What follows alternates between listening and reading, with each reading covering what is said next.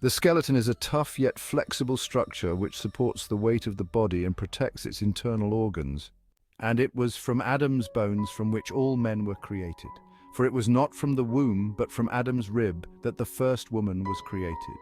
Genesis 2. For the bone is the foundation of the body, and although the body of Christ was sacrificed, not a bone of his body was broken. And the structure of our skeleton is supported by our spine, and the spine is the pillar which holds our skeleton together.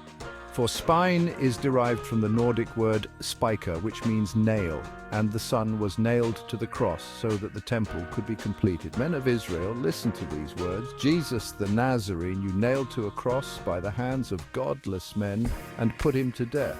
But God raised him up again, putting an end to the agony of death, since it was impossible for him to be held in its power. Acts February 22nd, 24. And the skull is the structure of the spine which protects the mind of a man, and the section of the skull which carries the brain is the calvarium. And Christ was nailed at a place called Calvary. Luke 23, and he carried his cross to the place of a skull. They took Jesus, therefore, and he went out, bearing his own cross, to the place called the place of a skull, which is called in Hebrew Golgotha. John 19.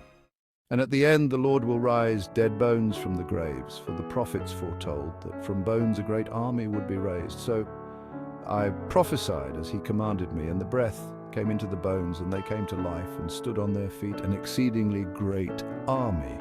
Then you will know that I am the Lord, when I have opened your graves and caused you to come up out of your graves, my people.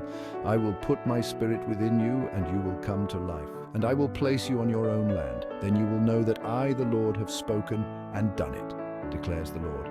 Ezekiel 37.